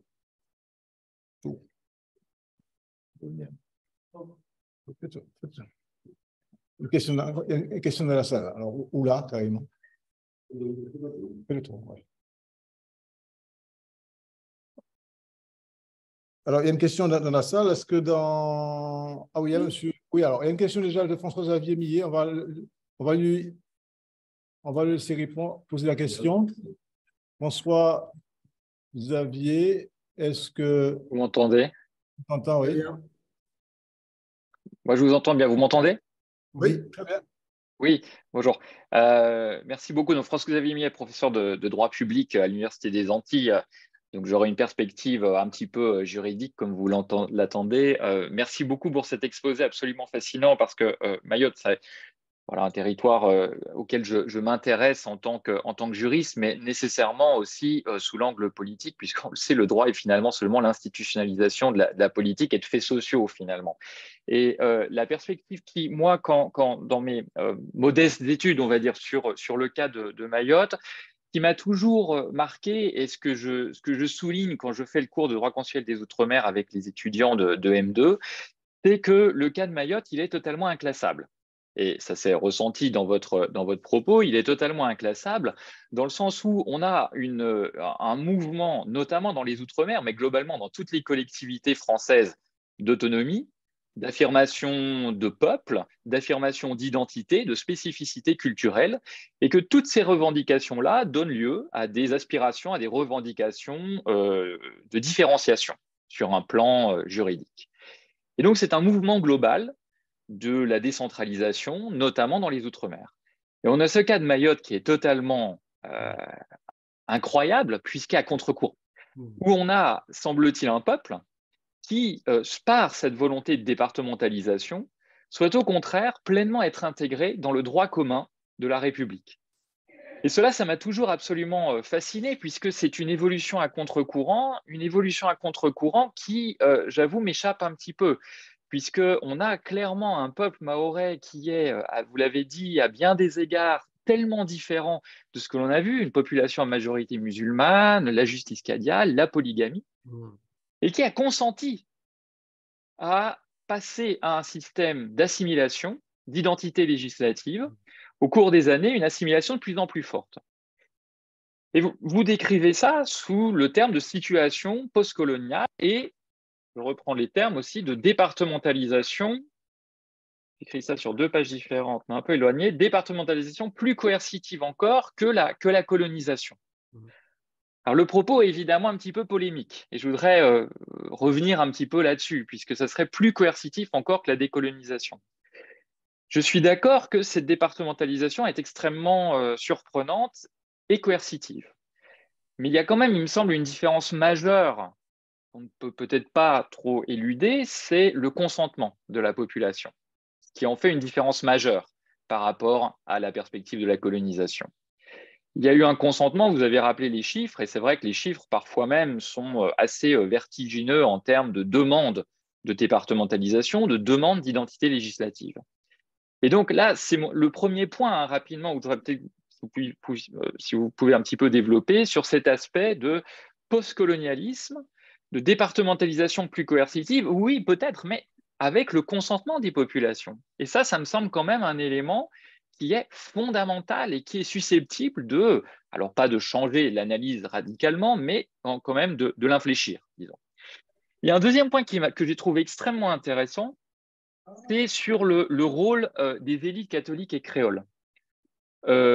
Puisque cette volonté de départementalisation émanerait finalement des élites catholiques et créoles et que le peuple, on appellera ça au sens, voilà, le peuple, la foule, finalement, ne serait pas forcément en adhésion avec une départementalisation, c'est-à-dire une assimilation avec la France et le droit commun de la République, mais au contraire, vous avez dit, ça serait plus une opposition aux Comores, plus qu'une adhésion à la France. Et ça, j'ai trouvé ça très intéressant, et donc si vous pouviez un petit peu développer cet aspect, puisque bon, c'est cette analyse à laquelle je suis sensible, hein, le rôle des élites par opposition au peuple, mais encore une fois, il y a quand même des votes massifs, hein, il n'y a pas beaucoup d'abstention finalement, je crois, à Mayotte, et où il y a des votes massifs en faveur de la départementalisation. Donc c'est un petit peu, voilà, ces 2 points sur lesquels j'aurais aimé que vous développiez peut-être un petit peu plus, parce qu'ils me semblent absolument fondamentaux, aussi en lien avec la fabrique des frontières, parce qu'ici, il y a quand même 2 niveaux de discours. Il y a le rôle de l'État français, clairement, notamment de ce qui se passe actuellement, mais aussi la demande émanant des Mahorais eux-mêmes, qui est peut-être en totale adéquation avec l'État français. Alors finalement, est-ce qu'à terme, les Mahorais ne vont pas être extrêmement déçus par cette départementalisation, parce qu'ils ont perdu leur identité d'une certaine manière, sans avoir ce qu'ils veulent depuis une dizaine, quinzaine d'années, la sécurité? Merci. Merci. Bon, très bien. Du coup, la manière dont vous posez les 2 questions sur d'abord la question du consentement, en quoi la départementalisation est vraiment plus coercitive que la colonisation puisqu'il y a consentement, et la deuxième question sur effectivement le fait que cette demande de départementalisation elle a surtout été portée par les élites créoles et catholiques, quelque part, la réponse à la deuxième question répond un peu à la première. C'est justement parce que la demande de départementalisation, elle a été portée par une élite et quelques personnes finalement qui ont su rassembler les masses autour finalement d'un destin qui n'a pas été du tout présenté. C'est-à-dire qu'on n'a jamais dit aux Mahorais et aux Mahorais qu'est-ce que ça voulait dire devenir un département de droit commun. On a toujours présenté la départementalisation comme la meilleure manière de se protéger des Comores. Et donc, la question du consentement, justement, c'est peut-être là où il faut observer le vote avec un autre regard que le nôtre. On va peut-être ne pas avoir un regard trop ethnocentré sur qu'est-ce que ça veut dire voter à Mayotte, et notamment dans les années 74. C'est-à-dire quand les gens ont voté effectivement contre l'indépendance, il y a encore une fois cette idée de on vote de la même manière que la personne qui nous représente, c'est-à-dire les sages du village. Voilà, il y avait cette idée un peu de suivre. D'ailleurs, c'est comme ça qu'on nomme les notables. Hein. Donc, les notables, c'est souvent voilà, les chefs de village, les imams, les cadis. On les appelle les placés devant. C'est le terme qui va être utilisé en chimaoré. On les appelle les placés devant. Et donc, il y a quand même toujours cette idée de l'unanimisme des positions. Il y a des personnes qui ont une opinion, qui vont rassembler leur clan à l'échelle du village, et donc on va voter comme un seul homme pour ce que nous dit la personne. Donc la question du consentement, elle mériterait d'être déconstruite. Après, quand je parle d'une départementalisation qui est plus coercitive que la colonisation, c'est surtout d'un point de vue sociologique au sens de dans quelle mesure cette mise aux normes françaises de la société locale change quand même de fond en comble l'organisation sociale. Et donc là, c'est pas... évidemment, la question du consentement peut encore être posée, mais n'empêche que, alors déjà, en plus, l'État légifère quand même beaucoup par ordonnance, et donc il y a quand même une espèce de centralisation comme ça du pouvoir et de la gouvernance. Mais il y a quand même, du coup, pour le coup, quand même un sentiment de dépossession justement des Mahorais par rapport à la transformation de la société mahoraise, avec cette idée que on a voulu être département, mais on ne nous a jamais véritablement précisé qu'est-ce que ça voulait dire exactement devenir un département. D'ailleurs, il y a une expression qui a été utilisée par les élus à l'époque qui disait « Prenons la maison d'abord, nous verrons pour les meubles ensuite ». Et c'est intéressant parce que c'est la métaphore du mariage. C'est la métaphore du mariage avec la matrilocalité. Quand vous êtes un homme et que vous vous mariez, vous prenez la maison d'une femme, c'est-à-dire vous allez vivre dans le village de l'épouse, et en termes de réciprocité, vous êtes à pour meubler la maison. C'est votre honneur d'homme, d'époux, etc. Et donc, quelque part, la départementalisation, c'est aussi un mariage de raison avec la France. Il faut qu'on se marie avec la France, et ensuite, on verra les meubles, on verra quelles seront les contraintes ou les tenants, les aboutissants mais ça n'a jamais vraiment été présenté. Et puis peut-être une dernière chose sur l'histoire du consentement, il faut aussi savoir, alors là c'est les travaux de Mamadi Idriss dans son bouquin qui s'appelle « Le combat pour Mayotte française », qui est paru aux éditions Cartala en 2018, qui revient sur toutes ces années-là, les années 60-70. Il y a eu aussi des milices pour chasser les pro-indépendantistes. Et donc ça, ce sont des années sombres, notamment entre 1973 et 1976, donc un an avant le vote pour l'indépendance. Par exemple, vous avez en 1974, vous avez 65% des Mahorais qui votent pour rester française. En 1976, il y a eu deux nouveaux référendums qui ont été organisés par la France, et notamment un où là, ce sont 99% des Mahorais qui ont voté pour rester français.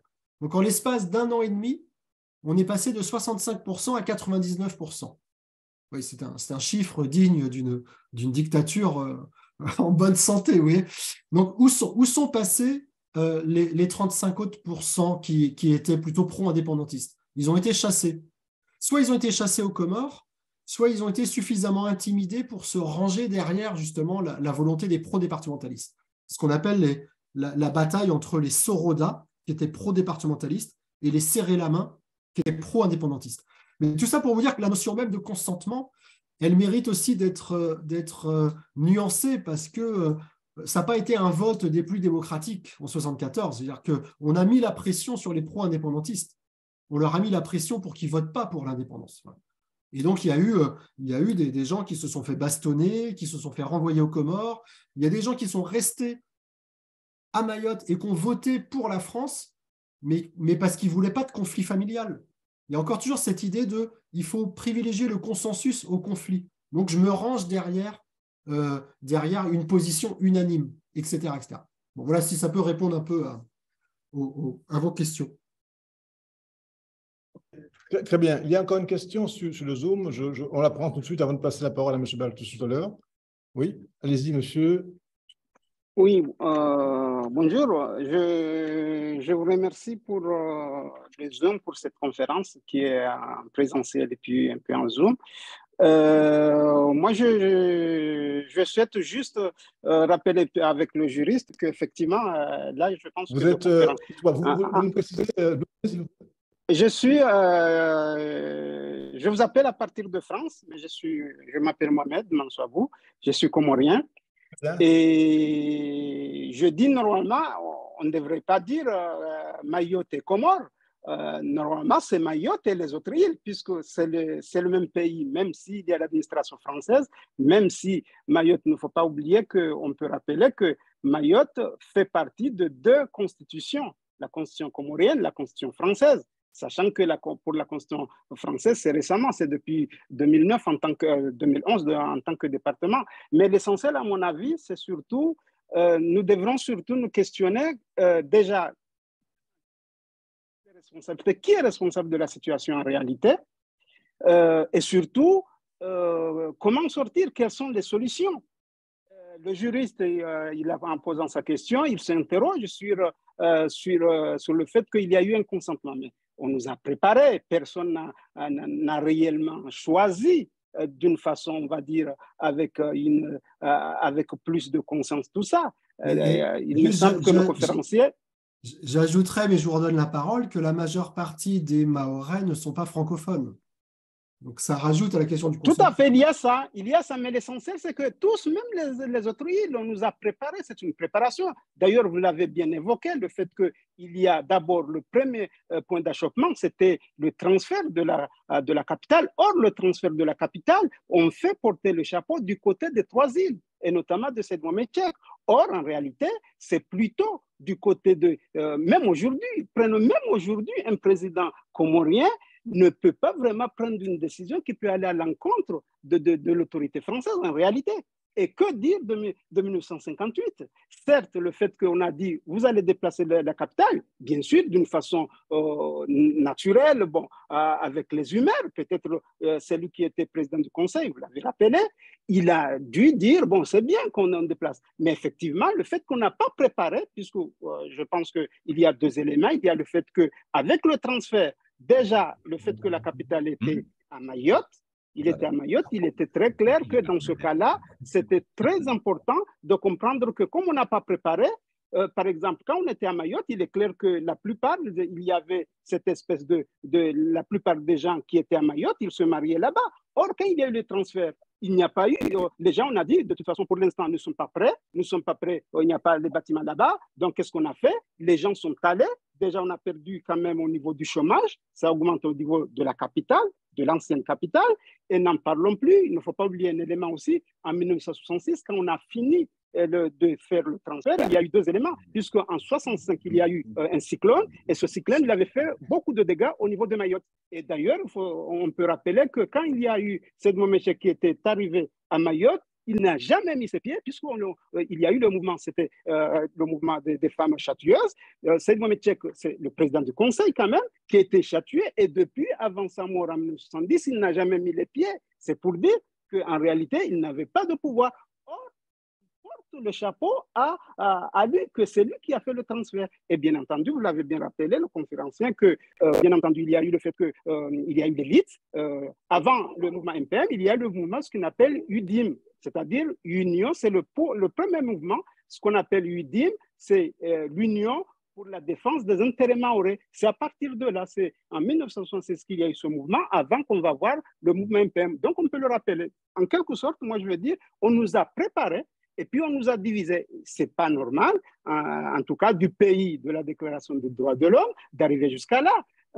On peut rappeler aussi que Mayotte n'est pas comme par exemple la Réunion en tant qu'île, même si on sait que peut-être avec le temps, tous ces départements dits d'outre-mer ont vocation peut-être à être indépendants. La Mayotte, c'est autre chose. C'est quand même un territoire qui est dans un archipel, qui est considéré, en tout cas qui est accepté comme indépendant. Là, vraiment, à mon avis, nous devrons approfondir la question. Moi, par exemple, je fais partie d'un mouvement qui s'appelle Sulhu, Réconciliation. Nous pensons que réellement, nous devrons faire, c'est plutôt un plan de réparation et de réconciliation, un plan de concorde que nous avons à faire pour qu'on sorte de cette situation. Moi, à mon avis, on devrait approfondir ce côté-là pour tous en tenant compte, puisque ce mouvement, il s'appelle MTRPC, Mouvement pour une transition équitablement réconciliatrice et pragmatique. C'est justement pour tenir compte de tout ça. Puisque même s'il y a des acquis à Mayotte, on n'y pas, mais il y a les conséquences aujourd'hui. On nous parle d'insécurité, mais qui est responsable de cette insécurité? On nous parle de tout ça. À mon avis, c'est surtout, moi, je suis intéressé plus sur la solution pour nous en sortir. Et je vous en remercie. Voilà, c'est ma contribution. C'est plus pour, à mon avis, nous pouvons nous attarder un peu, bon, pas pour aujourd'hui, mais en tout cas au niveau des responsabilités, et puis voir comment en sortir, parce que c'est une situation quand même qui est incroyable. On ne peut pas, le Comorien devient l'ennemi de son propre frère, de sa propre sœur. C'est pas normal, ça, cette situation-là. Et normalement, ça ne nous honore pas en tant qu'être humain d'arriver à ce stade-là. Voilà. Donc, pour ne pas monopoliser la parole, mais c'était pour donner un peu quelques éléments. Je vous en remercie. Monsieur. Merci, monsieur. Donc, peut-être l'intervention de Nicolas Ronsard sur oui, peut-être juste rebondir pour dire que bah, j'en ai côtoyé aussi des personnes à Mayotte qui ont un autre discours, justement, qui estiment que ça n'est pas, on va dire, une issue heureuse comment dire, d'être sur voilà, cette fermeture des frontières et ce rejet de l'autre, etc.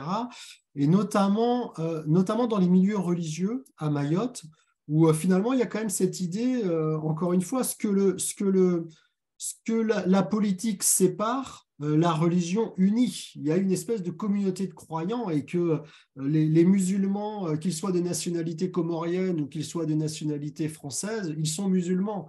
Et donc, voilà, il y a à la porte d'entrée de la mosquée, on ne demande pas la carte d'identité, vous voyez.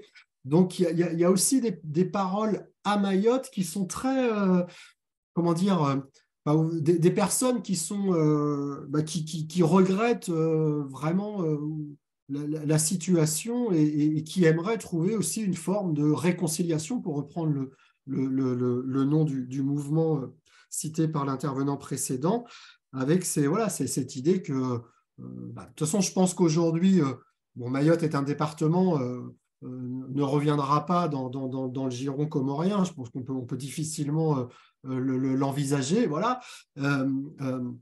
Et c'est l'histoire qui en est ainsi. Et quelque part, pour revenir sur la question du consentement, le fait est que l'autodétermination des peuples est aussi, on va dire, une notion juridique qui a de la valeur. Mais en tout cas, trouver certainement, alors même si moi je ne suis que sociologue, je ne suis pas politique, et sinon j'aurais fait une autre carrière, mais en tout cas c'est clair qu'on peut espérer, de nouvelles relations à l'échelle de l'archipel, et on le dit depuis 15-20 ans, hein, peut-être davantage faire de la coopération régionale et moins creuser aussi ce fossé. C'est un peu de toute façon, c'est un peu le dilemme auquel est confronté l'État français. C'est plus on développe Mayotte et plus on laisse les Comores ou Madagascar, qui figurent quand même parmi les pays les plus pauvres au monde, et plus on crée les conditions objectives de la migration. Et donc, c'est quand même très... alors, c'est peut-être un grand rêve bourgeois que d'espérer que les pauvres restent tranquillement pauvres chez eux et n'essayent pas d'aller survivre à côté là où il y a de l'argent. Que ce soit à Mayotte ou ailleurs, l'histoire nous montre que les êtres humains auront toujours le réflexe de se déplacer pour des raisons de survie.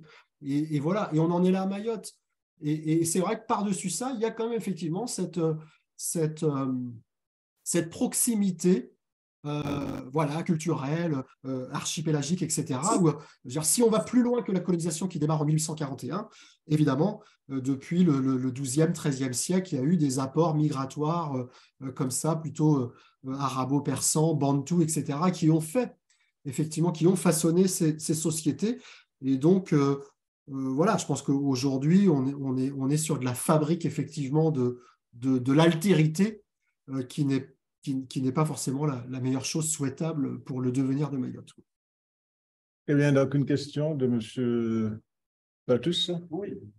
Donc, moi, allez-y, M. Baltus. M. Baltus. Donc, moi, je suis quand même surpris de voir que... Oui. Donc, je disais que je suis quand même surpris de voir que Mayotte se retrouve dans une situation aussi désastreuse sur le plan de la sécurité. Est-ce que le gouvernement français n'a pas su anticiper cette dérive? Et cela d'autant plus que Mayotte n'est pas très peuplée, donc je suis quand même étonné de voir une situation aussi compliquée sur le plan de la sécurité. Ok, et bon, en effet, la montée de l'insécurité, ça n'est pas du tout du fantasme, hein. Là, pour être allé un peu regarder la statistique à ce niveau-là, un chiffre, hein, à lui seul, les faits constatés de délinquance ont été multipliés par 11 en l'espace de 16 ans, pour une population qui a doublé sur la même période. Vous voyez la différence entre la montée effectivement des faits de délinquance et l'accroissement de la population. Alors, sur la responsabilité de l'État ou un manque d'anticipation, alors ce qui est clair en tout cas, c'est qu'effectivement, la montée de l'insécurité, elle est aussi symptomatique d'une société qui est fragmentée, qui est désorganisée. C'est un petit peu le papier que j'ai publié là récemment sur le site The Conversation pour montrer que quelque part, cette insécurité civile, elle dit aussi quelque chose d'une insécurité sociale, hein, chez cette jeunesse. On a 60% de la population à Mayotte qui est âgée de moins de 25 ans. Hein, pour vous dire, en métropole, c'est 30%. Donc, on a une société de jeunes. Les jeunes sont partout. Voilà. On a 40% de la population qui est scolarisée, hein, contre 18% à l'échelle nationale. Donc, c'est vraiment une société qui est très, très jeune. On a effectivement, alors à la fois effectivement des jeunes qui vont être déscolarisés, qui vont être un peu, c'est un peu cette figure des galériens qu'étudiait François Dubay dans les années 80. Ce sont des jeunes qui ne trouvent plus de place dans la société, en tout cas dans la nouvelle société, parce qu'ils vont être au chômage, etc., qui vont effectivement se rassembler entre pairs, place publique à longueur de journée, et qui vont peut-être être dans de la petite délinquance, voilà, du racket, des cambriolages, de la délinquance d'appropriation, etc. Bon, Mayotte est 4 fois plus inégalitaire que la société de la France métropolitaine. 4 fois plus d'inégalités. Donc vous avez aussi quelque part une société qui est de plus en plus consumériste, mais avec toute une frange de la population qui ne peut pas accéder à ces biens matériels symboliques. Donc ça attise aussi finalement la délinquance d'appropriation. Hein, on va voler les téléphones portables, la paire de baskets Nike, etc., etc. Après, si on veut aller du côté aussi de la jeunesse de cette insécurité, alors même si, on va dire, il y a autant de Français que d'étrangers parmi les délinquants. Quand on regarde effectivement les enfants d'étrangers, il y a effectivement quelque part un côté un peu action-réaction. C'est-à-dire ce sont des enfants, quand on est enfant d'immigrés, enfant de sans-papiers, on grandit en bidonville, on a cette politique d'inimité à l'endroit de notre groupe social qui est quand même vécu de manière très très forte. C'est-à-dire que les gamins, ils partent à l'école le matin, ils ne savent pas si en rentrant le soir, les parents vont être à la maison, quoi. Quand je vous dis il y a 25 000 expulsions par an à Mayotte, c'est-à-dire 10% de la population. Okay, donc, c'est tout gamin de parents étrangers qui vit en bidonville connaît quelqu'un où les parents ont été expulsés, où les parents n'arrivent pas à revenir, où parfois les parents sont morts, ou la mère ou le père sont morts lors de la traversée du retour. Donc tout ça, ça produit aussi une jeunesse haineuse qui en veut à l'État français, qui en veut à la société mahoraise. Et donc, c'est pour ça que je dis qu'il y a un côté action-réaction, c'est-à-dire que cette violence juvénile, qui est évidemment très, très forte et qui est très, très anxiogène et très, très inquiétante, si on regarde les coupeurs de route, les caillassages de bus scolaires, etc., c'est une violence brute de décoffrage. Mais quand on interviewe ces jeunes, comme j'ai pu le faire auprès de certains jeunes qui sont dans une carrière délinquante et d'ailleurs, qui sont tout à fait disposés à nous raconter leur vie, etc., et qui sont plutôt contents qu'un Mzungu s'intéresse un peu à leur vie parce qu'ils ne sont pas forcément habitués à cela, ben, on voit toute cette violence sourde qui est finalement là depuis leur plus jeune âge, quoi. En fait, ce sont des gamins qui sont soit nés à Mayotte, soit ils sont arrivés à l'âge de 6 mois. Bon, en général, eux, ils ont rien demandé à personne, hein. Ils sont là, quoi. Donc, ils ne sont pas responsables non plus de leur trajectoire, d'être nés de parents étrangers, d'être nés d'étrangers en situation irrégulière, etc. Et donc, ils vont effectivement vivre en bidonville. Peut-être qu'ils sont issus d'une union mixte, le papa s'est barré au bout d'1 an, 2 ans, ils vont vivre avec une maman seule, avec 5, 6, 7 enfants. Donc, ils vont vivre en bidonville, ils vont être déscolarisés à l'âge de 14-15 ans, ils vont se faire récupérer dans une bande. Il y a tout un tas de rites de passage pour être intégrés dans la bande. Donc, c'est comme ça que la bande est aussi une famille par substitution. Voilà. On va vraiment passer ces rites de passage et on est le soldat. Peut-être qu'on va devenir lieutenant, peut-être qu'on va devenir chef de bande, etc., etc. Et du coup, c'est vrai qu'une fois qu'on a 15, 16, 17 ans, il y a un peu ce phénomène de clôture clôture sur le groupe déviant, quoi. On a moi j'ai beaucoup utilisé les travaux de Hogarth sur la notion de carrière, la notion de carrière, où on voit bien que ces gamins qui sont finalement stigmatisés depuis leur plus jeune âge finissent par s'approprier leur étiquette d'enjouanais ou de surnuméraire et vont trouver des éléments de justification à leur violence. Voilà. Et donc, il y a quand même ce côté action-réaction. Et quand on caillasse des bus scolaires, c'est parce que l'école nous a un peu aussi rejetés, entre guillemets, ou voilà, ils ont pas pu poursuivre leurs études. Il y a quand même des figures symboliques de l'État qui sont attaquées. Voilà.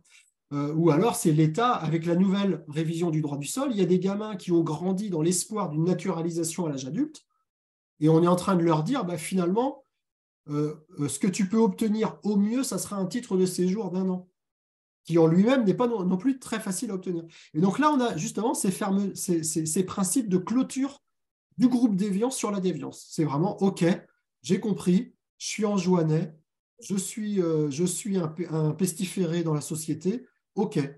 Mais bon, bah, du coup, je vais accepter ce statut et on a vraiment cette montée de la violence qui répond aussi à une violence plus sourde, voilà, qui est une violence peut-être un peu des politiques migratoires répressives d'un État qui a détruit des habitats, qui a expulsé des parents, qui grève tout espoir de naturalisation. Donc c'est vraiment cette politique d'inimité dont notamment Achille Mbé parle, hein, quand il parle de nécropolitique, hein, sur les politiques migratoires, où il y a des vies qui valent plus que d'autres, quoi. Et à Mayotte, c'est quand même ça. Quand on est étranger, enfant de sans-papiers, on sent très vite que notre vie a moins de valeur que les autres vies. Et ça produit dans les psychés un rapport à la vie de l'autre, ou voilà, qui est évidemment bien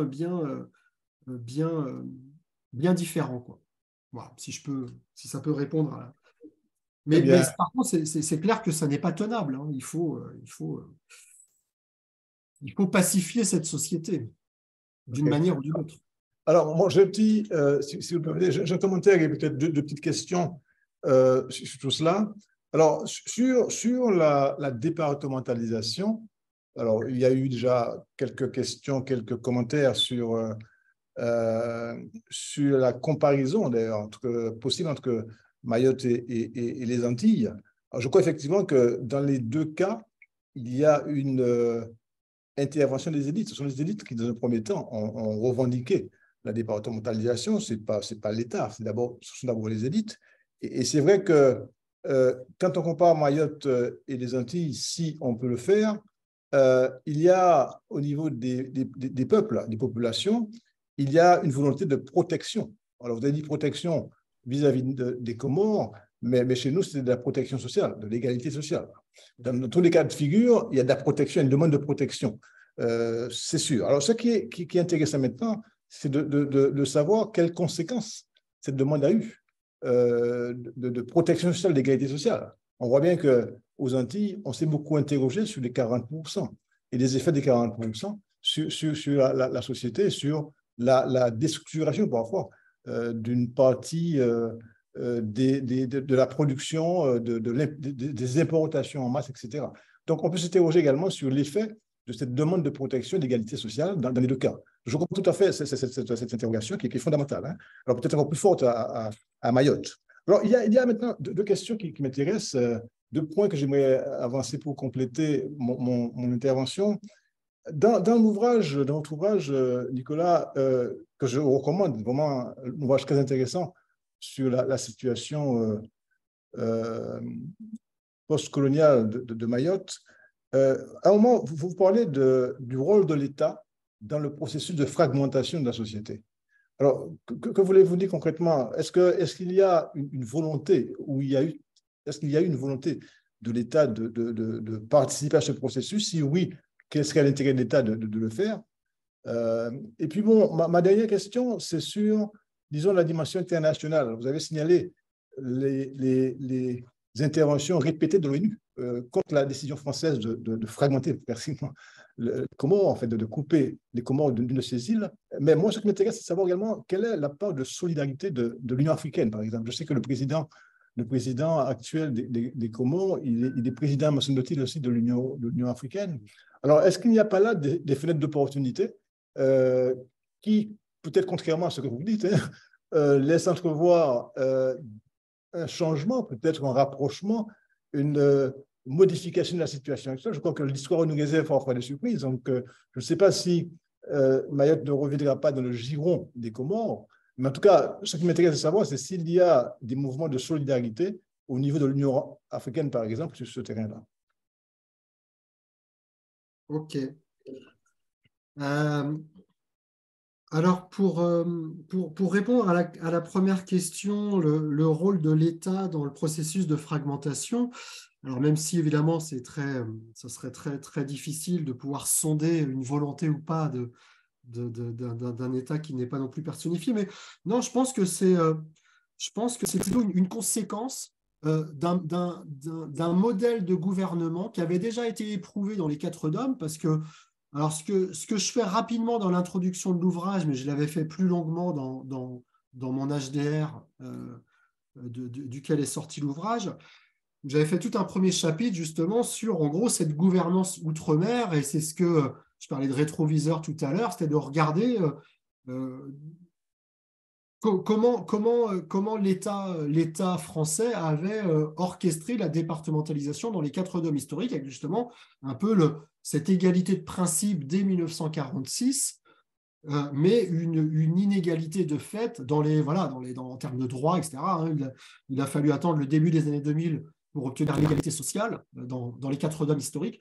Et donc c'est bien en ce sens que la question, enfin, la notion de gouvernance postcoloniale est tout à fait aussi à propos pour les 4 DOM historiques. C'est pas parce qu'on dit c'est un département qu'il faut le prendre comme ça, ok, c'est un département, merci, on n'en parle plus. Non. Et en fait, moi, ce que j'ai voulu faire pour aborder la question à Mayotte, c'est justement une déconstruction sociologique de la catégorie juridique du département. C'est finalement de dire, ok, vous nous dites que c'est un département, mais si on va vraiment regarder justement du côté de l'exceptionnalité juridique outre-mer, parce que finalement l'histoire sociale de la départementalisation outre-mer, c'est une histoire de l'exceptionnalité juridique qui est reconduite. Et cette exceptionnalité juridique, elle nous vient quand même tout droit du droit colonial. Donc en ce sens, la notion de département ne doit pas masquer le fait qu'on a continué d'avoir un traitement différencié. Bon, ça, c'était la formule visionnaire et célèbre de Césaire sur le fait que ce sont des départements à part davantage que des départements à part entière. Il a tout dit dans cette formule-là. Donc voilà. Et donc pour le coup, je pense que la fragmentation, non, je pense que ça n'a pas été voulu, parce qu'évidemment, on en paye aujourd'hui aussi le prix avec évidemment la montée de l'insécurité qui est pour moi symptomatique de cette fragmentation. Je pense que c'est plutôt un modèle de développement. La manière dont on développe Mayotte aujourd'hui, c'est exactement la même que ce qui s'est observé dans les 4 DOM historiques. C'est-à-dire, on passe par l'emploi public, on met à niveau l'administration, donc électrification, etc. On scolarise en masse, plutôt dans l'école primaire, secondaire, pas encore les études supérieures, mais on scolarise, on met l'administration à niveau, etc. Et en fait,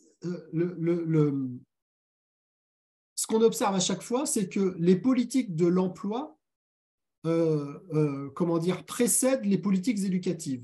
C'est-à-dire qu'à Mayotte, on a besoin de personnes qualifiées avant même d'avoir véritablement qualifié la population locale.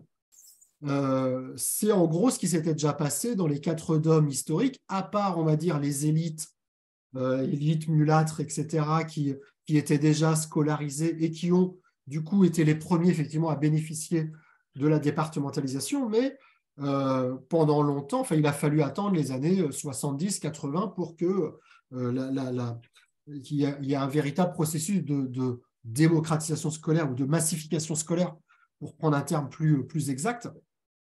Mais en gros, on a développé des emplois qualifiés avant d'avoir véritablement qualifié la population locale. Et c'est en ce sens qu'on a aussi encouragé la venue de métropolitains à travers les primes d'éloignement, l'indexation des salaires, etc., etc. Bon, à Mayotte, on en est là. Je vous donne le chiffre de 2018, le taux d'emploi. Le taux d'emploi des natifs de l'étranger est de 23%. Le taux d'emploi des natifs de Mayotte, il est de 38%, et le taux d'emploi des natifs de France métropolitaine, il est de 80%. Voilà. Vous voyez bien qu'on a une économie portée par les emplois publics, c'est quasiment 80% des créations d'emplois qui sont de l'emploi public, qui vont être quand même surtout occupés par des métropolitains que j'appellerais expatriés, entre guillemets, et puis une fraction diplômée de la population mahoraise qui a des niveaux master et qui vont notamment faire les concours de la fonction publique territoriale pour occuper les emplois dans les collectivités. Donc voilà, je pense que c'est surtout un modèle de développement où on répète ce qu'on a déjà fait ailleurs sans en avoir tiré les leçons. Parce que là, on a une société qui va être encore très, très inégalitaire. Alors, encore une fois, l'indexation des salaires. À Mayotte, depuis 2017, on est aussi avec une indexation à 40%. Donc, en fait, il y a quand même… Alors ça, c'est assez fou parce qu'on a… Quand je disais tout à l'heure que Mayotte est 4 fois plus inégalitaire que la France métropolitaine, quelque part, c'est le produit d'une gouvernance. Parce qu'on a quand même à la fois des politiques éducatives qui sont en retard, un modèle de développement exogène où on a une population en partie pas diplômée, en partie pas francophone, qui est du coup pas en mesure d'occuper les nouveaux emplois. Donc, on va faire venir effectivement des métropolitains, des métropolitaines. Donc, on crée de toute façon déjà des inégalités. Et par-dessus ça, on crée encore une fois une nouvelle strate d'inégalité avec l'indexation des salaires, en sachant que à contrario, le RSA à Mayotte, il est à 50% du RSA en métropole. Mais comme à l'époque, le RMI dans les DOM, il était à 80% du RMI en métropole parce que le SMIC était lui-même à 80%. Donc vous voyez, il y a aussi une institutionnalisation publique des inégalités. Donc cette fragmentation, quelque part, elle est quand même le produit de choix politiques, ça c'est clair. Donc voilà, mais par contre, je ne pense pas que ce soit… Non, ça n'est pas une volonté, c'est un espèce de, on va dire, un logiciel et voilà. Et malheureusement, les sciences sociales ne sont quand même pas beaucoup lues, je pense, dans les ministères ou à l'ENA. Enfin voilà, par exemple, moi, je n'ai pas été invité pour parler de mon bouquin au ministère de l'Intérieur et des Outre-mer. Et j'irai, si j'ai été invité, j'irai. Mais bon, voilà. Sur la deuxième question, alors je suis moins qualifié sur les questions internationales, mais à ma connaissance, en tout cas pour lire quand même la presse, je n'ai pas entendu beaucoup d'États africains taper du poing sur la table pour on va dire, être solidaire de la position comorienne et de dire voilà, qu'est-ce que la France fait encore à Mayotte en 2023, etc. Bon, alors, encore une fois, je pense qu'il y a dans l'arène diplomatique internationale, il y a quand même toujours un peu, je pense, c'est logique des pays qu'on une voix forte et des pays qu'on une voix moins forte. Et je pense que, en tout cas, dans le jeu diplomatique entre la France et les Comores, ça se traduit avec le chéquier. C'est-à-dire que si les Comores sont trop, on va dire, ont une position un petit peu trop forte ou trop musclée vis-à-vis de la France. Trop exigeante, on va dire. Comment ? Trop exigeante, c'est ça. Oui, voilà, parce que par exemple, l'aide au développement a fortement augmenté ces dernières années-là. Et donc, c'est solidaire de l'accord pour que les Comores acceptent d'accueillir les personnes en situation irrégulière qui sont renvoyées. Voilà. Et là, on l'a vu au début de l'opération Wambushu, ça a encore été un peu un espèce de jeu comme ça, de rapport de force, où Azali, finalement, a refusé que les bateaux accostent à Anjouan. Voilà. Donc, ils sont repartis. Un refus de façade. Oui, voilà, bah oui, et en même temps, vis-à-vis du peuple comorien, voilà, c'est très compliqué aussi de signer des accords avec la France si on veut être réélu aux Comores. Bah oui, voilà. Très bien. Alors, est-ce qu'il y a d'autres questions avant éventuellement de conclure? On est pas loin de la conclusion. Est-ce qu'il y a d'autres questions? Apparemment, non. Bien, mais écoutez, on va conclure là. Et alors, je ne sais pas si,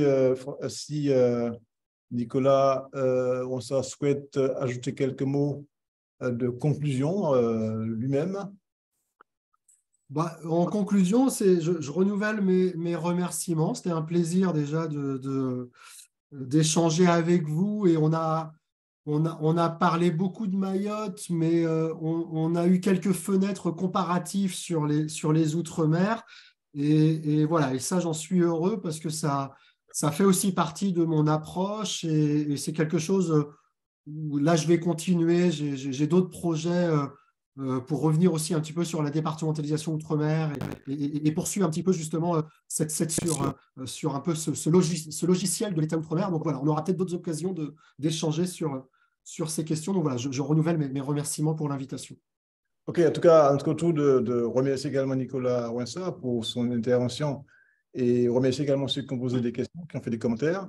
Je voulais dire et redire que cet ouvrage que j'ai découvert, la situation postcoloniale de Mayotte et le gouvernement au marge, est un ouvrage tout à fait intéressant parce qu'au-delà de Mayotte, il se pose de vraies questions sur le fait départemental comme un fait total. Et il me semble que l'ouvrage, de ce point de vue, est très original. Il apporte, à mon avis, une analyse qui est tout à fait pertinente sur ces questions. Notamment, je le disais, l'intervention du genre dans l'analyse me semble intéressante. C'est vrai que le cas de Mayotte s'y prête. Donc, encore merci, Nicolas Ouinssa. Et puis, comme vous l'avez dit vous-même, le sujet se prête à la coopération en matière de recherche. Donc, il est évident que désormais, on vous compte parmi nos prochains invités et nos prochains collaborateurs en matière de coopération scientifique, précisément sur les Outre-mer. Donc, merci beaucoup et à bientôt. Et à bientôt. Merci, à bientôt, au revoir.